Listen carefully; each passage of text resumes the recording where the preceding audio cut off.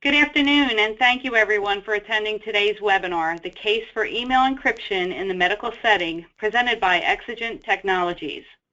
Please be aware that there will be a question-answer portion today at the end of the webinar. To avoid frequent interruptions during the webinar, please type your questions in the question box located on the right of your screen. They will be answered in the order received during the question-answer portion. Additionally, an electronic version of this presentation will be emailed to all participants following completion of today's webinar.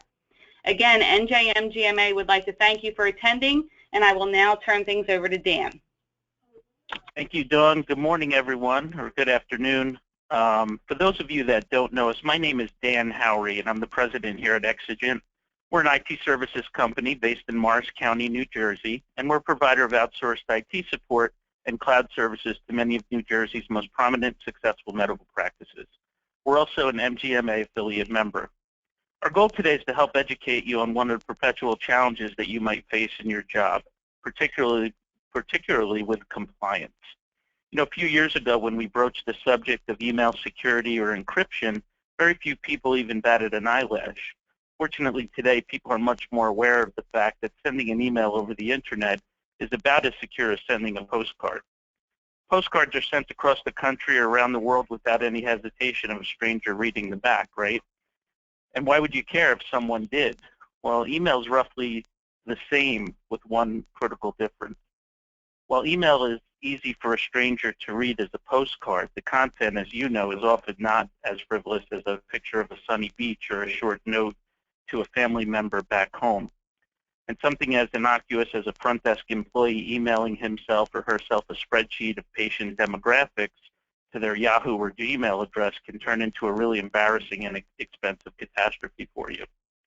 Today we're going to talk about what you could do very easily and relatively inexpensively to mitigate those risks.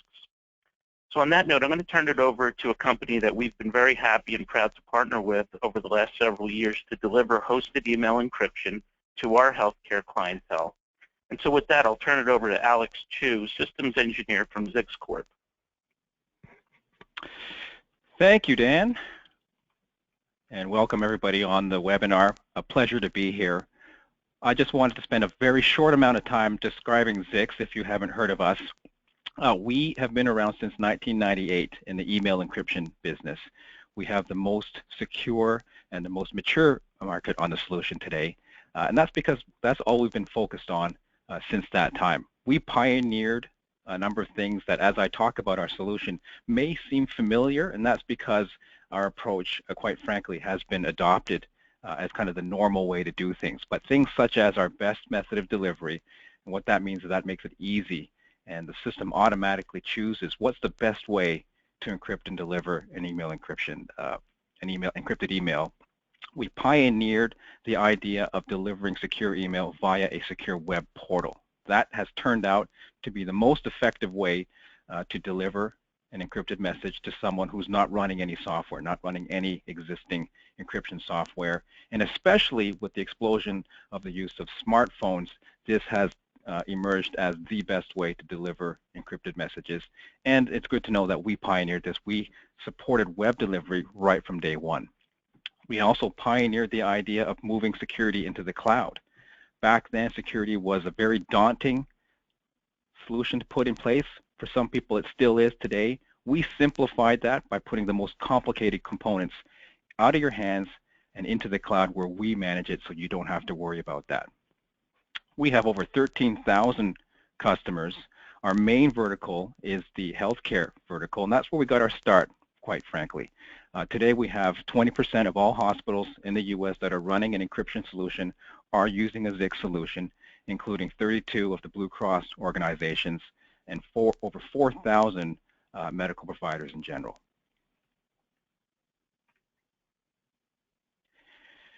As I mentioned, the healthcare vertical is where Zix got its start, and we took a look at the legislation, namely HIPAA first, and then later high tech. So that's the main reason why we got into the market. We designed the solution specifically to help organizations meet HIPAA requirements. And since then, other policies and legislations have have emerged, including various state privacy laws, including California, Nevada, Massachusetts, and Texas. So whereas HIPAA and HITECH are focused solely on medical information, the state privacy laws include that, but also include things like driver's license and things of that nature. So over the years, we have continued to refine our solution to not only meet healthcare requirements, but state requirements and as well financial requirements like GLIBA and PCI requirements is something that we're also very familiar with, and another good reason why customers deploy our solution. All right, so focusing on health care specifically, why does that matter? Well, obviously, organizations are looking to address HIPAA. And the main reason there, okay, not only is it the law, but there's also a very good business requirement of why you should be encrypting your email as well. It has to do with financial liability and damage to reputation. The HIPAA security rule over here specifies what the technical safeguards are, and we should follow those safeguards. But where the rubber hits the road is this breach notification, the so-called HIPAA wall of shame run by the government. And here you see a screenshot of over here. So as part of the HIPAA legislation, organizations are required to report all instances of breaches to the government, and the government just turns around and makes that public information. So whereas it is a good idea, of course, to implement HIPAA guidelines, it's not only is it a great thing to do, it's the proper thing to protect your customers' private information, but the actual teeth of the law over here is what most people want to avoid, and that is a reputational damage that is associated with having to report to the government that a breach has occurred. So if you go to this website over here, you'll see a running list of all the organizations that have been forced to report to the government that a breach has occurred. Another more general website exists called the Privacy Rights Clearinghouse. Now this doesn't include just healthcare organizations, but any organization in general, and so it would include breaches of financial information as well as health information. So just another source of information. You just go to the website here, plug in what you want to search for, what date you want to search for example, and out comes a list of all the privacy breaches. One example of such breach that you can look up publicly is this healthcare organization right here. Now they were forced to send out a letter to all of their customers and patients that a breach occurred, outlining when the breach occurred and the nature of that breach. Okay, so in general they had 4 instances of unencrypted email going out and containing sensitive information. Now, this could have been mitigated by an email encryption solution. Right? An email encryption solution could have, when this email was being sent out, scanned for content. Right? Does this message contain sensitive information? Can also check the sender and recipient. Right? Do we want messages going to Hotmail and Gmail? Right? It could also take a look at other things, such as what size the attachment is. If it's greater than a certain size, that might be suspicious.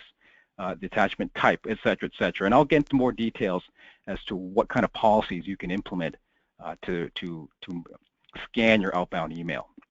Now, once that solution has determined that there's something suspicious with that email, the next thing you can do is do something to that email. Right? You can encrypt it, right?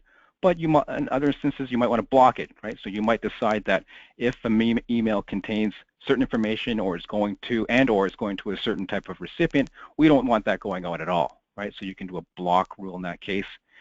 Other cases, you might want somebody to take a second look at it, right? Maybe you can send a message back to the original sender and saying, look, okay, your message seems a little suspicious. Please confirm that this is really what you're trying to do. Right? So you give the user the opportunity to say, okay, yes, this is what I want to do, and here's why I want to do it. That justification is also saved, so you can check it later. Or you can have someone else do the reviewing. The choice is yours. Okay.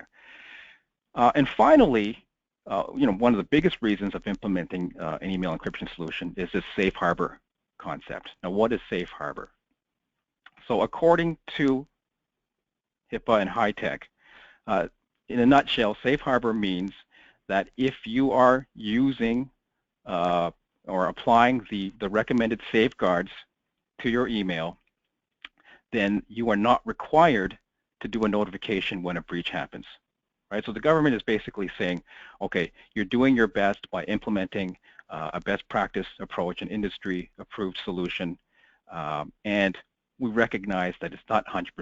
You know, things will still slip out, but we recognize that you're doing the most you can.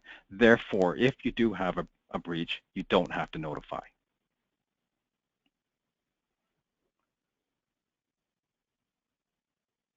Pause there for a second. All right. Sources of problems. Okay, so where do these leaks actually occur and how do they occur? Well, based on a survey from last year, two of the top 3 reasons were, okay, business associates taking inadequate security precautions, and then mistakes by staff members. Right, so these are not necessary. No, mistakes, I think, also would include people trying to sneak information out by sending messages to their personal account. Other studies back this up. Here's also one from 2015. Employees and negligence are the leading cause of security incidents, but remain the least reported issue. And the final one I have here, 63% of employees have used personal email to send sensitive information. Okay, and that's surprising in itself. What's even more surprising is that 74% of these people think that their employer approves of this type of behavior. This is really interesting because when I speak to customers, I think nobody, no organization that I speak to approves in this type of behavior. So something has to be done.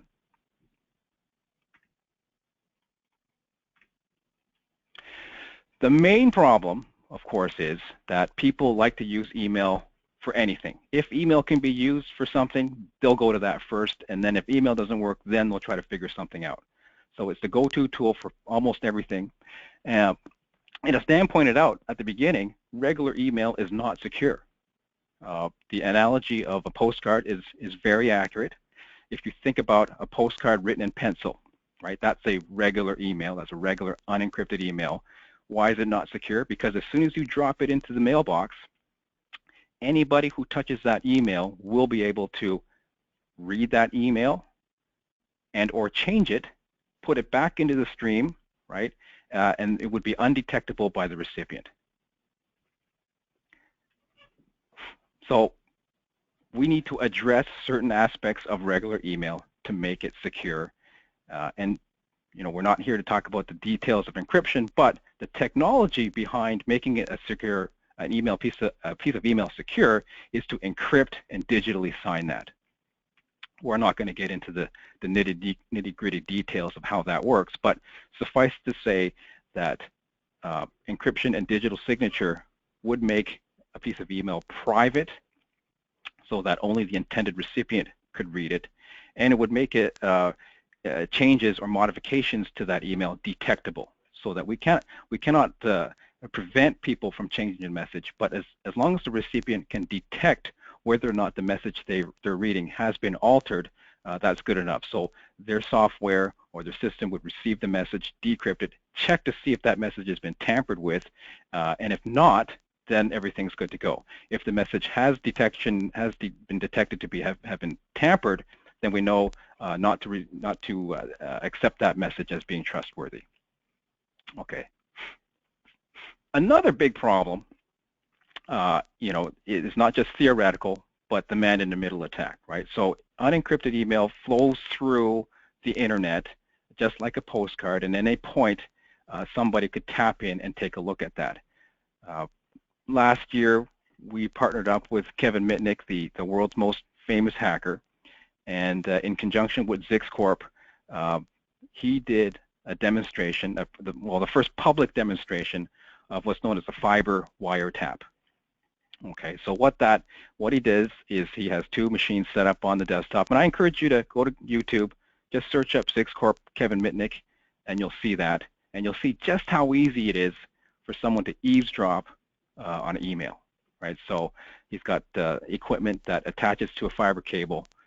he sends a message from one computer, and he demonstrates how that data can be intercepted on a fiber cable and displayed on another computer. Very interesting. So we talked about the problems. How do we solve that? Email encryption is basically how you address this, right? So email encryption in general will take that postcard model and change it so that it more resembles a secure courier delivery model, right? So instead of sending the message on a postcard, you are now sending the message. The message is being printed out on a tamper-resistant piece of paper, right?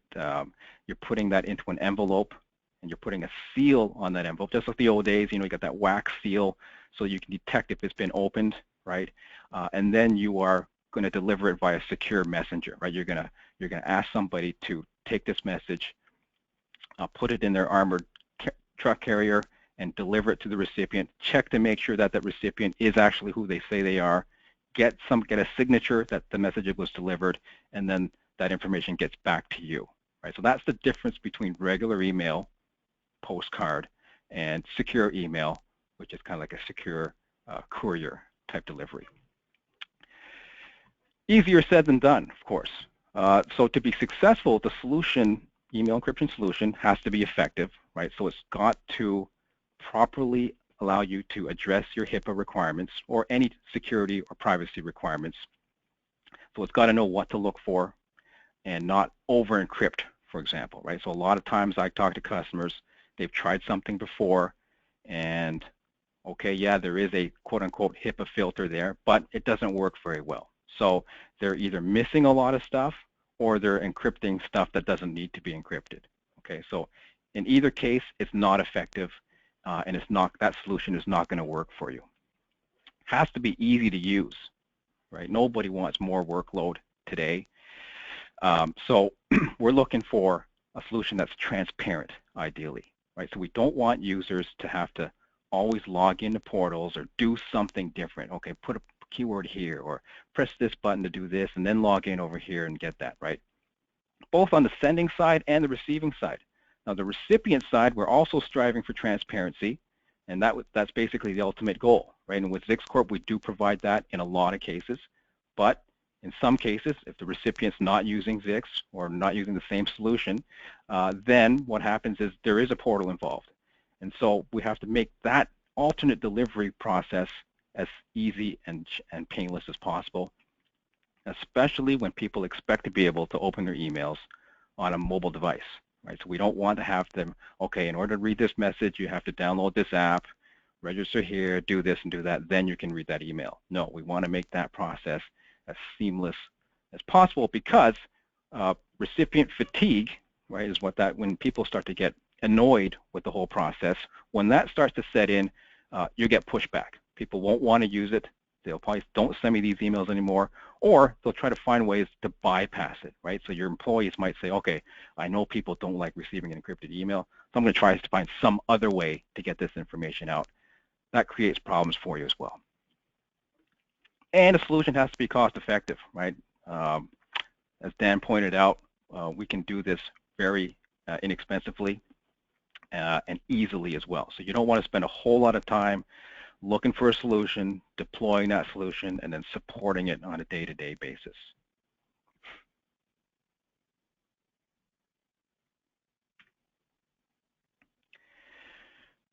The ideal encryption solution is something that operates automatically without the user having to decide what's encrypted, what should be encrypted or not. Now, you can provide a way to let users decide if they have the frame of mind to do that. But you cannot rely solely on the user to make the right trust decision all the time. That simply does not work. So you have to have an automated way where the system can automatically check emails and determine whether or not that message needs to be encrypted. It should be transparent to users. As I mentioned before, the easier you make the solution, the more adopted it's going to be and the more effective it's going to be, and the better your security policy is going to be implemented.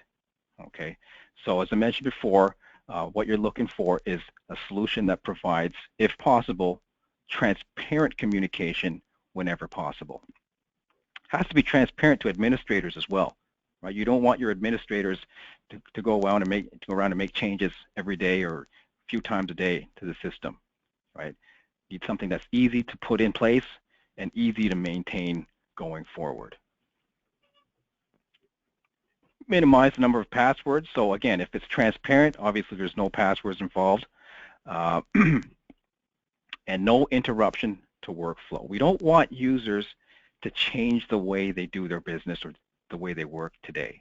And that is email. Users want to use their email for basically everything. So you want a system that allows them to continue to use email, sometimes for things that, email shouldn't be used for, but that's beside the point.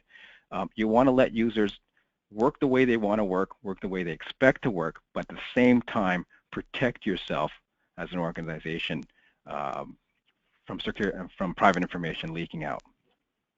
Now, over here on the right-hand side of the screen is an example of what a typical transparent email encryption looks like.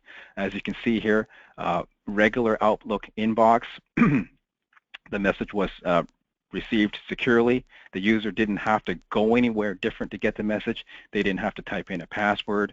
The sender, all they had to do was, compose the message and hit send. They didn't have to do anything special as well. So this is true transparency.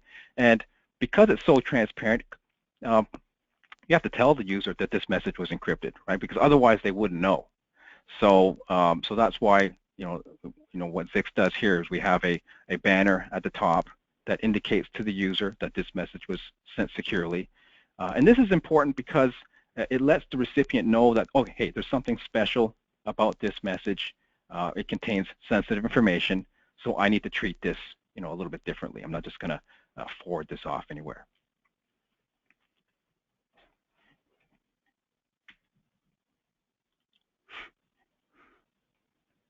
Let me take you through a typical workflow of an email encryption solution.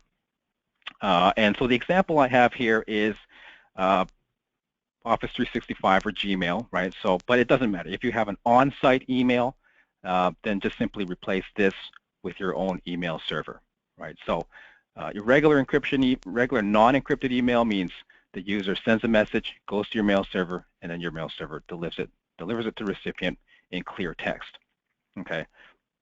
An email encryption solution, and I'm going to describe a hosted model here.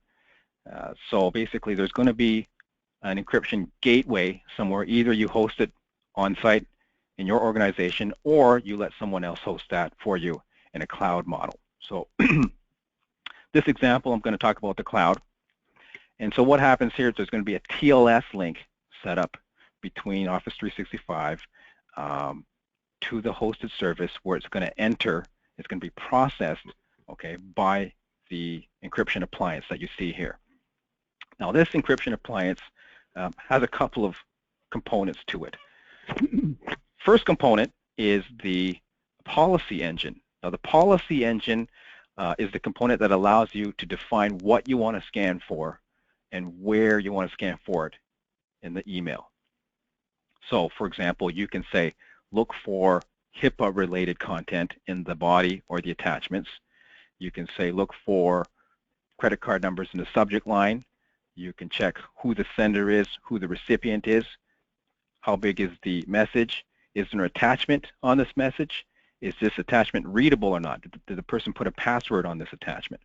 So all of these are attributes of the message that you can scan for, and if a message triggers one of these filter policies, then you apply what this gateway does as a second component, which is the remediation engine, and that's where you actually do something to the message, right? So you can, in most cases, you're going to encrypt the message. So, for example, if we detect a message here that contains health information, what do I mean by health information? Personally identifiable health information. So it contains, let's say, for example, a social security number plus some kind of health condition, term, or phrase. You might want to encrypt such messages, no problem. Now, if you find a social security number in the subject line, for example, then the best thing to do there would be to block the message. Why? Because when email gets encrypted, everything gets encrypted except for the subject line. And so if we find sensitive information on the subject line, the best thing to do is to block that message. Okay, send a message back to the original sender saying, can you move the content from the subject line into the body and resend it. Now let's say we found a message here that contains health information and it's going to a Hotmail account. Now here you might say, okay, that doesn't sound right. So you can implement a quarantine rule here. So we temporarily stop that message and we're going to double check with the original sender. Hey, is this really what you're trying to do? We detected you're trying to send health information, there's a spreadsheet to a Hotmail account. We don't usually expect this to happen. What's going on, right? So the user over here, one of two things can happen. They'll say, okay, yes, this is really what the customer or the recipient wants, and here's the reason why, and no problem. Or the user might say, he's trying to sneak information out to his personal account, in which case this is going to, modify his behavior and say, oh, something's watching here. I'm not going to try this again. Right? So very useful feature there. In some cases, you might want to do a CC or forward, right? You might want to add custom headers or footer text to the message, and or some combination of all those actions, as long as they don't contradict each other.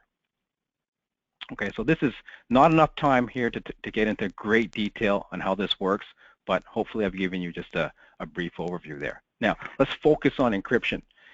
So a user has sent a message, it's triggered something in here, and then the action says to encrypt that message. What happens next?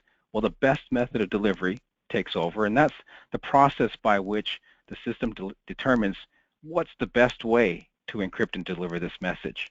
And that's going to be determined mostly by whether the recipient is using the same solution or not, right? So if the sender and the recipient are both using the same solution, that's going to allow the message to be encrypted transparently.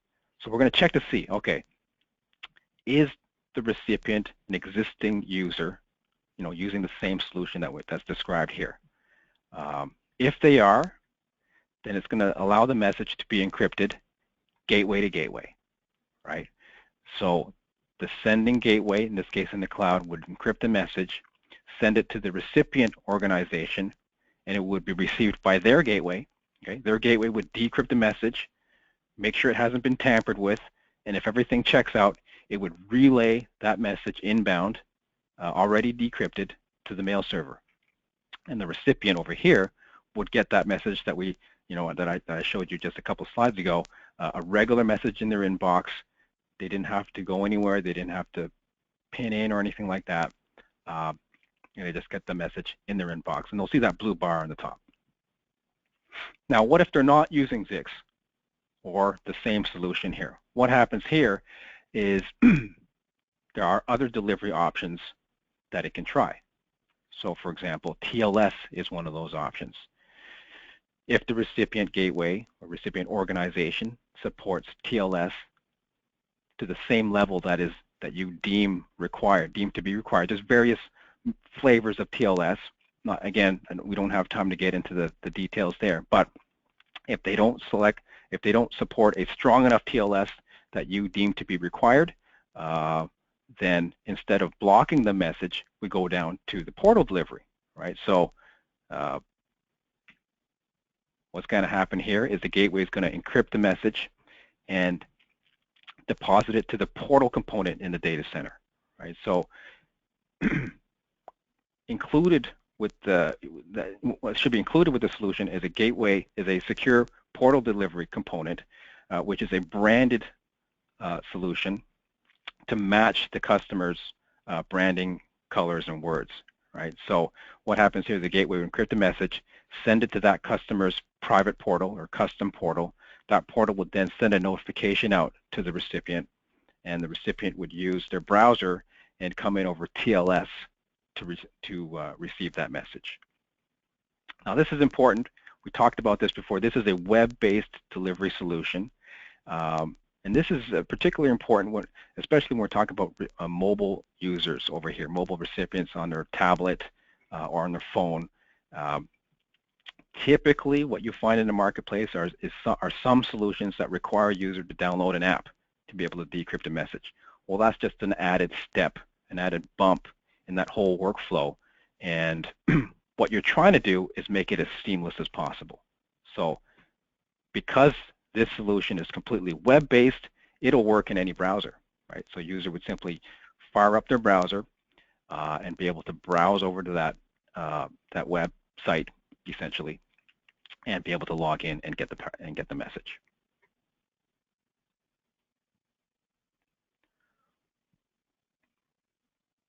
So that's for outbound messages. A lot of customers are looking for ways to allow anybody to compose a message inbound into them, kind of a secure contact us capability. And the portal component can also be used to do that. Okay, so not only can the portal be used to deliver messages to users, you can allow users to log into that portal at any time they want and compose a message inbound. Okay, so that the portal would encrypt the message, encrypt it for your appliance would decrypt it, and then relay it over back into your organization for delivery to the actual user over here.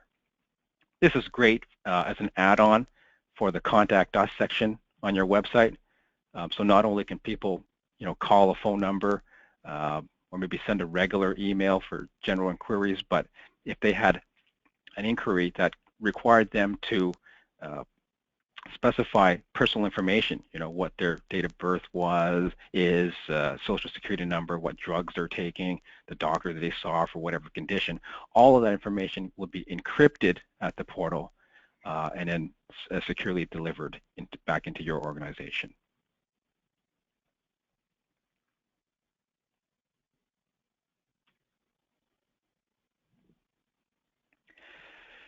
The other thing you have to consider with an email encryption solution is how inbound encrypted messages are handled.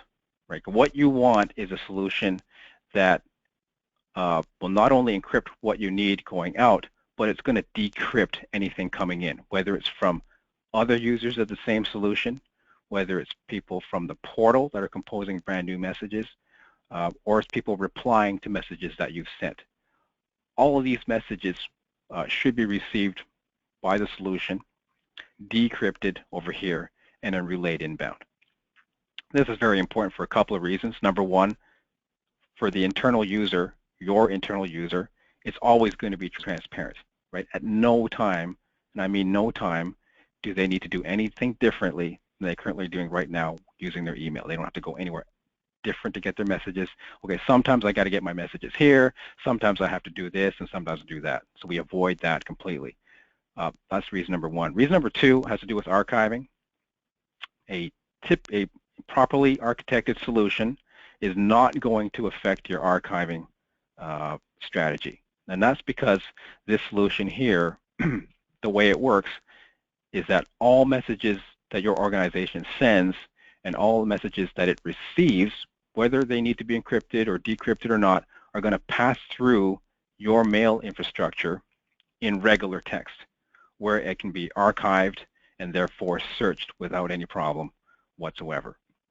Right? So you're not going to have a situation where messages are not going to, for some reason or not, are not going to pass through your mail server. So in some situations, you might not even have a copy of that email.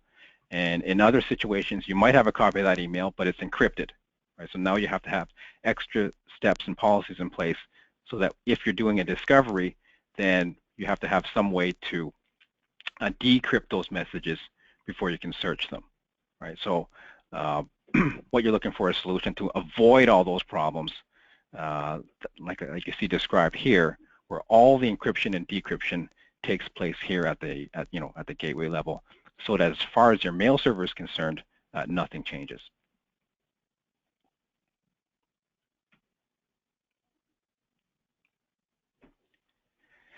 So let me tie everything that we've just talked about to a typical email security lifecycle, right?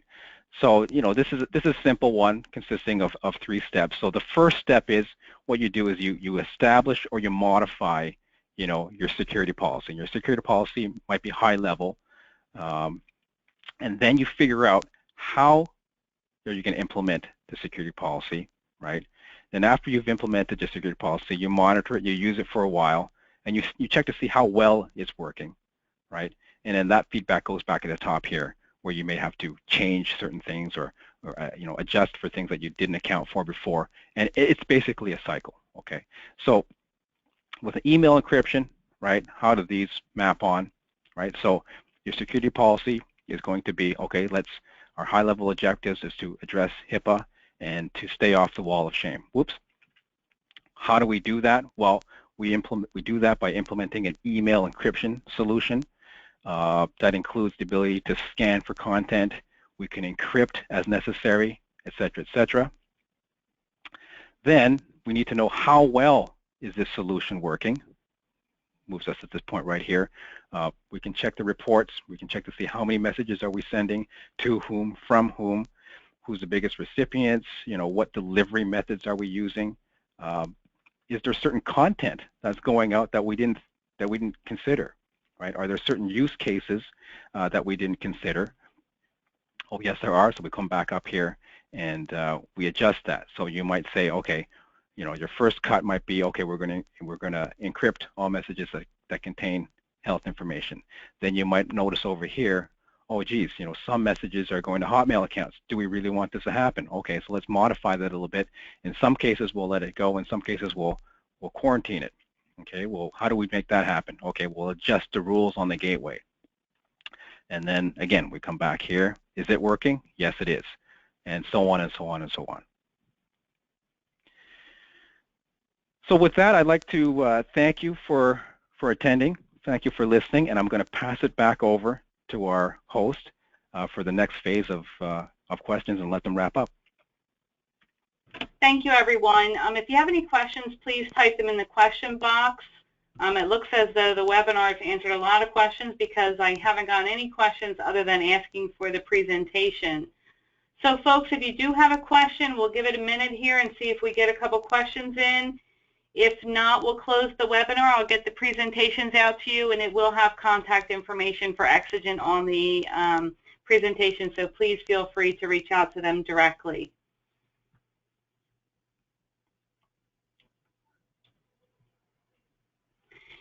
So I do have a question here for you. Is there a pricing range that can be given individual to small group? Yeah, I'll take that, Dawn. So the pricing that we offer, it's based on the hosted model. So what we do is take all the complexity out of it, and we manage the entire thing for the medical practice or hospital. We have all the equipment hosted in a data center. We implement it, we manage it, and work with you on your policies. Generally, it's based on the number of email accounts you have, and it ranges between about $3 a user per month to $7 per user per month, depending on the amount of users you have. There is no minimum.